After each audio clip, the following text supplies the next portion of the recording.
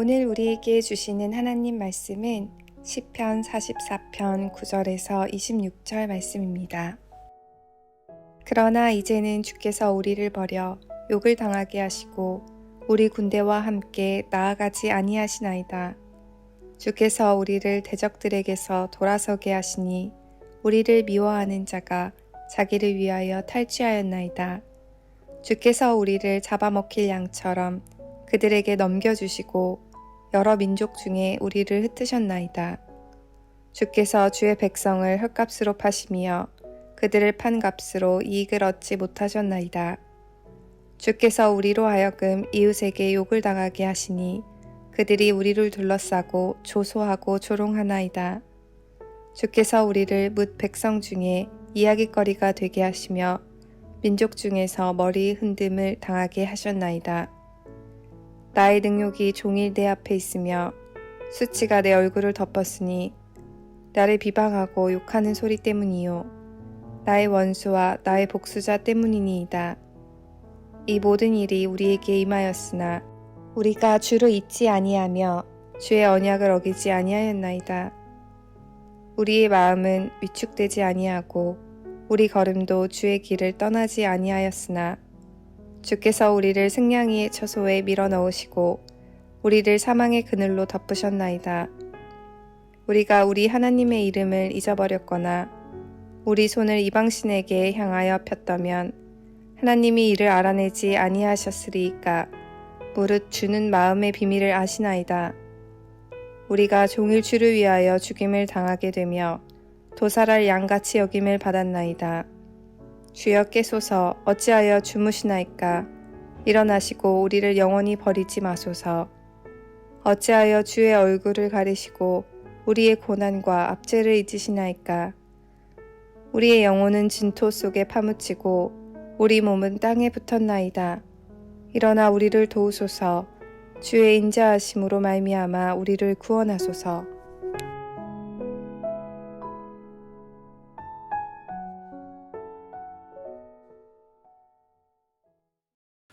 시편 44편은 대적들의 침입으로 국가적인 위기를 맞이한 이스라엘을 바라보면서 이 시편 기자가 하나님께 올린 공동체적 탄원 시입니다.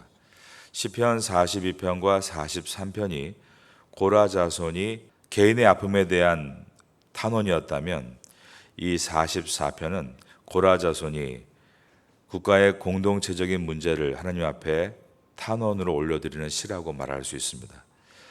이때의 배경을 학자들은 히스기야 왕 당시에 아수르 왕 사네립의 침공이었다라는 데 동의합니다. 공동체가 큰 위기를 맞았을 때 시편 기자는 위기를 이기는 믿음의 방법들을 우리에게 제시해 줍니다. 사람들은 대부분 어떤 문제가 있을 때 현재에서 해결책을 찾습니다.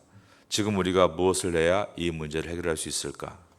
우리를 당하게 만드는 문제는 대부분 우리가 처음 대면하는 문제이기 때문에 우왕좌왕할 수밖에 없습니다. 그래서 어떻게 할지 몰라 허둥대는 것입니다. 그럴 때 우리는 그런 일을 이미 경험해 본 사람들의 이야기를 경청해야 합니다. 시편 기자 역시 국가적인 위기의 순간에 역사에서 반복되어 왔던 과거에 하나님께서 이러한 위기를 어떻게 극복하게 해주셨는가를 돌아봅니다. 44장 1절을 보겠습니다. 하나님이여 주께서 우리 조상들의 날 옛날에 행하신 일을 그들이 우리에게 일러주매 우리가 우리 귀로 들었나이다. 애굽에 놓여있던 이스라엘 백성이 어떻게 출애굽을 했고 어떻게 광야를 건넜으며 어떻게 가나안을 정복했는지 이 모두는 선조들의 칼과 힘이 아니라 하나님의 능력이요 그분의 사랑 때문이었음을 시편 기자는 먼저 기억해낸 것입니다. 2절과 3절입니다. 주께서 주의 손으로 뭇백성을 내쫓으시고 우리 조상들을 이 땅에 뿌리박게 하시며 주께서 다른 민족들은 고달프게 하시고 우리 조상들은 번성하게 하셨나이다. 그들이 자기 칼로 땅을 얻어 차지함이 아니요 그들의 팔이 그들을 구원함도 아니라 오직 주의 오른손과 주의 팔과 주의 얼굴의 빛으로 하셨으니 주께서 그들을 기뻐하신 까닭이니이다. 과거에 하나님께 받은 은혜를 기억하고 지금 시대에 있는 공동체에게 전파하고 있는 것입니다. 그럴 때 공동체는 오늘의 위기를 극복하는 지혜를 얻게 되는 것입니다. 시편 기자는 과거 선조들에게 은혜를 베풀어 주었던 하나님께서 이제 지금 우리에게 새로운 구원의 은혜를 주시기를 간구합니다. 4절입니다.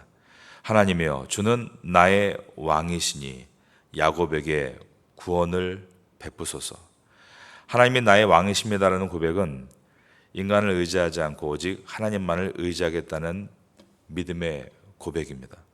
상황만 보면 대적에게는 강력한 지도자가 있고 그들을 이끄는 군대는 많은 군사와 각종 무기가 즐비합니다.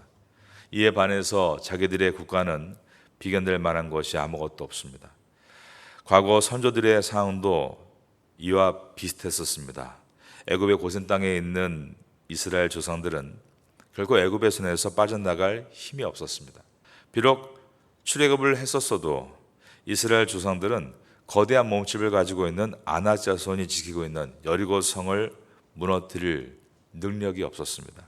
그러나 그들은 애굽의 손나개에서 벗어났고 가나안 땅을 차지할 수 있었던 것은 하나님이 이기게 하셨기 때문이었습니다. 그래서 시편 기자는 하나님만을 의지해 그분의 이름으로 나아갑니다. 5절입니다. 우리가 주를 의지하여 우리 대적을 누르고 우리를 치러 일어나는 자를 주의 이름으로 밟으리이다. 여러분도 위기가 있을 때 언제나 하나님이 여러분의 과거 속에서 어떻게 인도하셨는가를 기억하십시오. 더 나아가 하나님께서 우리 믿음의 선진들에게 어떻게 역사하셨는가를 성경을 통해서 붙드십시오. 그 은혜를 통해서 다시 결단하고 기도할 수 있는 시편 기자와 같은 여러분 되기를 바라겠습니다. 시편 기자는 과거 선조들에게 하나님께서 주셨던 은혜를 되새깁니다. 7절입니다. 오직 주께서 우리를 우리 원수들에게서 구원하시고 우리를 미워하는 자로 수치를 당하게 하셨나이다. 그러면서 장차 하나님께서 현재에도 승리를 주실 것을 믿고 그는 의지할 수 있는 힘을 얻어 기도했던 것입니다. 아직 상황은 변하지 않았지만 변한 것이 있는데 이 시편 기자의 믿음이 생긴 것입니다. 그래서 시편 기자는 주께서 우리를 우리 원수들에게서 구원하셨나이다. 과거형을 썼습니다. 주께서 그들로 수치를 당하게 하셨나이다. 이것도 과거형을 썼습니다. 시편 기자는 이미 이 현재의 전쟁에서 승리했다라고 기록을 하고 있는 것입니다. 우리가 기도할 때 주실 줄로 믿습니다. 이런 말을 많이 합니다. 그러나 이것을 들어주시지 않으면 안 됩니다. 그렇게 어깃장이 되어서는 안 됩니다. 하나님의 뜻대로 구하는 기도가 이루어질 것을 제가 미리 선포합니다. 믿음의 선포가 되어야 되지 내 뜻에 하나님이 따라와야 된다는 어깃장이 되어서는 안 된다는 말입니다. 우리는 험한 세상 가운데서 하나님 앞에 오늘도 낙심하지 않을 수 있는 이유는 시편 기자와 같이 상황과 환경을 넘어서서 기도하는 자에게 하나님께서 믿음을 주시기 때문입니다. 오늘도 여러분들은 믿음으로 살아갈 수 있게 되기를 예수님의 이름으로 축원합니다. 하나님을 찬양한다라는 내용의 메시지가 8절입니다.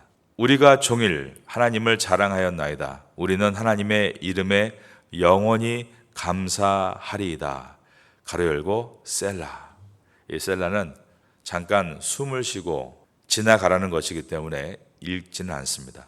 숨을 한번 고르고 우리를 돌아보면 하나님은 지금까지 언제나 공의를 이루셨고 우리가 공의를 따르면 승리를 주시는 하나님이셨습니다. 내가 그 하나님을 높이고 찬양합니다. 이러한 마음을 가지면 담대함으로 오늘도 이겨나갈 수 있는 것입니다.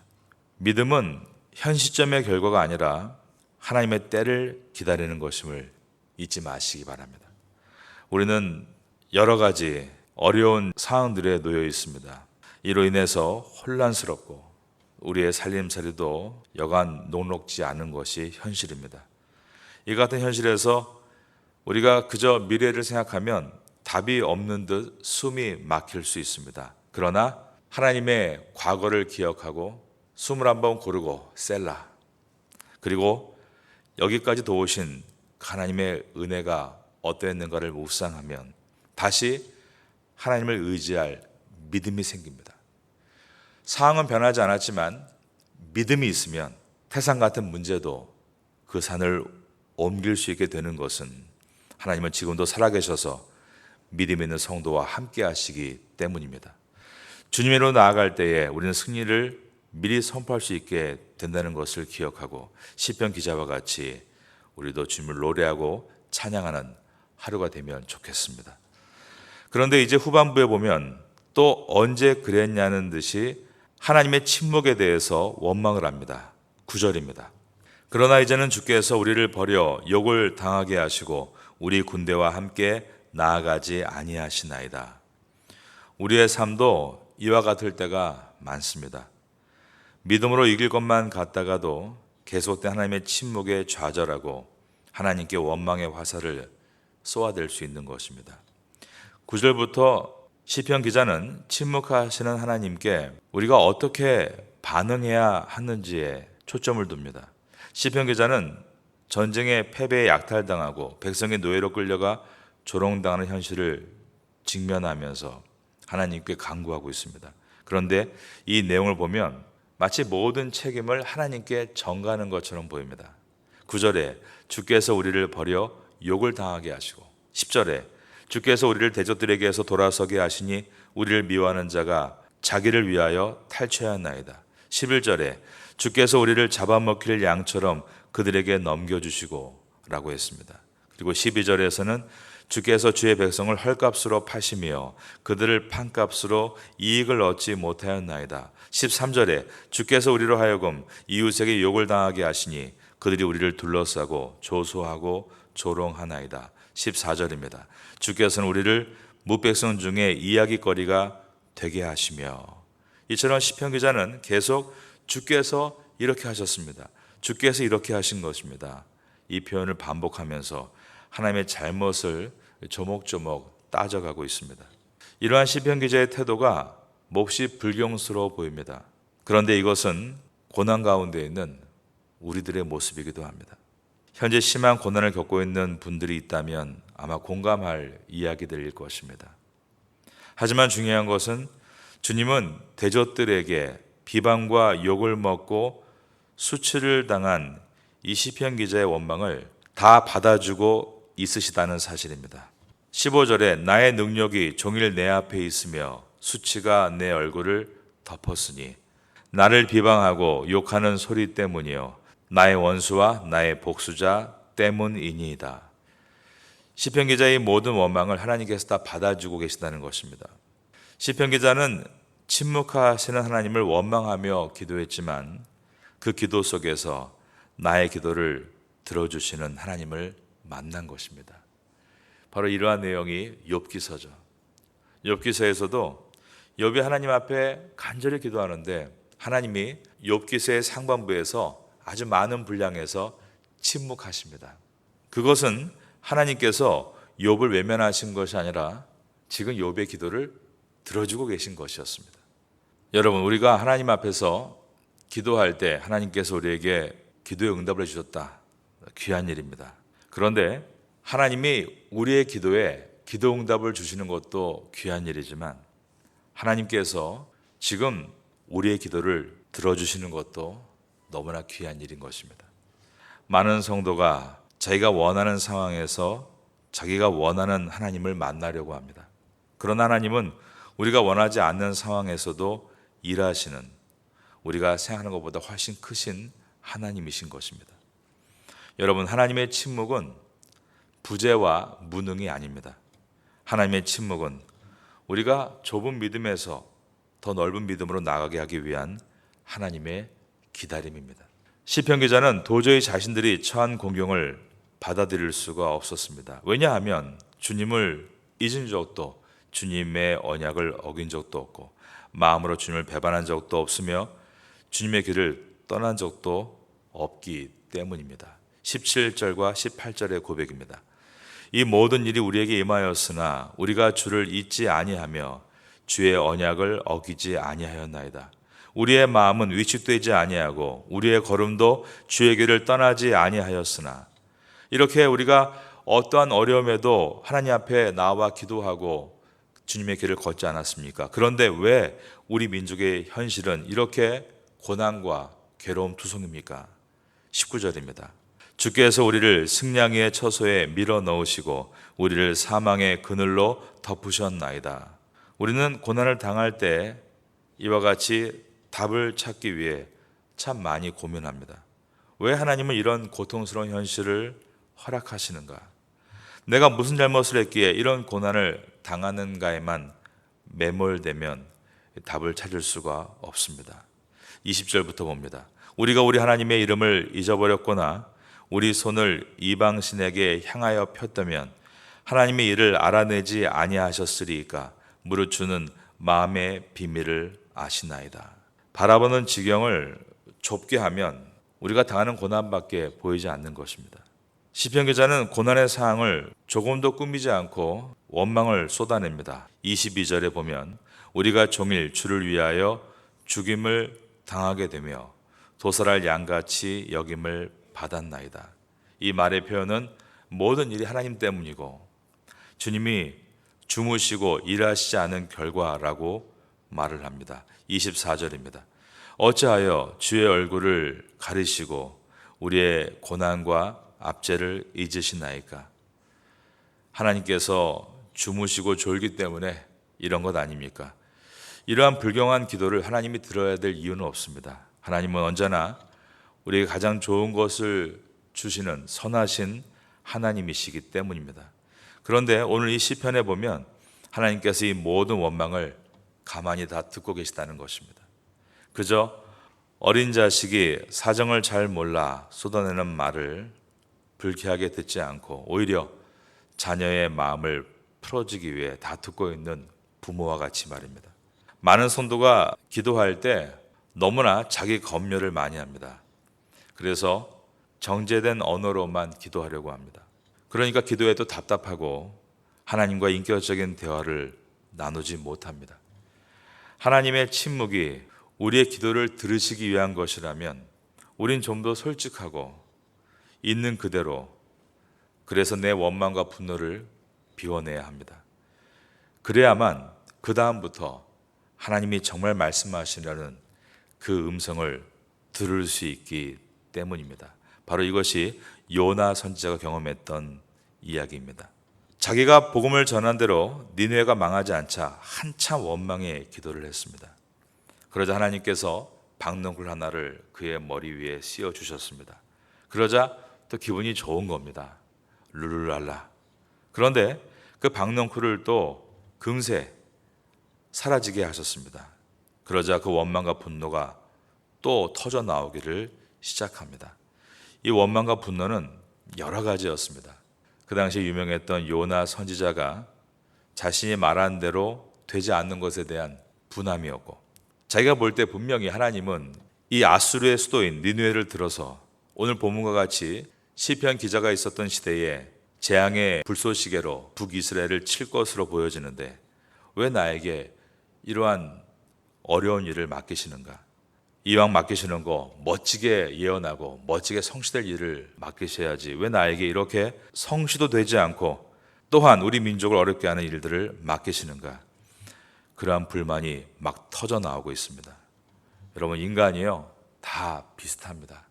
겉으로는 멋진 척하고 희생적인 척하지만 그 속을 들어보면 시커먼 게 다 들어있는 겁니다. 다 자기중심적이고 다른 사람이 좀 잘 되면 기분이 상하고 항상 내가 인정받아야 되고 내가 중심에 서야 되고 내가 다른 사람에게 칭찬을 받아야 좋은 것입니다. 이렇게 요나 선지자가 한참을 원망을 했습니다. 원망과 분노를 다 비워낸 것입니다. 바로 그때였습니다. 하나님의 음성이 들려옵니다. 요나야, 너는 이 박넝쿨을 내가 키웠느냐? 아닙니다. 하나님께서 키우셨습니다. 그래, 너는 내가 심지도 않고 키우지도 않은 박넝쿨이 사라지는 것을 가지고 이렇게 원망하고 있지만 저 니누의 성 안에는 좌우를 분별하지 못하는 사람이 12만 명이 있다. 근데 그들은 다 내가 지었다. 그런데 내가 그들을 아끼는 것이 잘못된 것이냐. 그런데 그게 요나서의 마지막 구절입니다. 그리고 요나서가 끝이 납니다. 요나서는 요나가 고백하지 않았다면 결코 드러나지 않을 성경 말씀입니다. 그러나 그는 자기의 참회의 기도를 있는 그대로 그 안에 기록했습니다. 요나의 모습은 자기 중심적인 우리의 모습이며 그 요나의 원망과 불평의 기도를 끝까지 들어주신 하나님은 오늘도 우리의 모든 기도를 들으시기 위해 기다리시는 하나님이신 것입니다. 하나님은 우리가 요나와 같이 하루에도 몇 번이고 좋았다 나빴다 그러한 조변 섞게 하는 연약한 인간임을 아시기에 우리의 원망과 불평을 다 들어주실 준비가 되어 있으십니다. 하나님의 침묵은 우리가 더 기도하도록 우리를 당겨주시는 밧줄이 되고 우리가 그 밧줄을 잡고 계속 나아갈 때 더 깊은 믿음의 세계를 볼 수 있게 되는 것입니다. 기도하지 않고 기도하는 척하면 거기서 머뭅니다.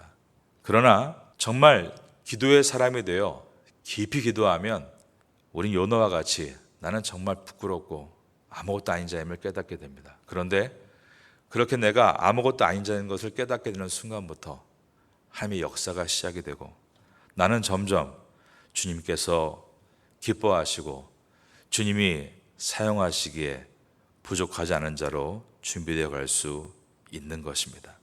기도의 시간은 헛된 시간이 아닙니다. 응답이 지금 이루어지지 않는다고 해서 소모되는 시간이 아니라 기도는 하나님과 오늘도 줄다리기 하는 시간이고 그 줄을 끝까지 잡고 나아갈 때 영적으로 강해지는 은혜를 얻을 수 있게 되는 것입니다. 여러분, 이 시편을 통하여서 시편 기자와 같이 자기의 혼내를 드러내고 진심으로 기도할 수 있는 성도가 될 수 있기를 예수님의 이름으로 축원합니다.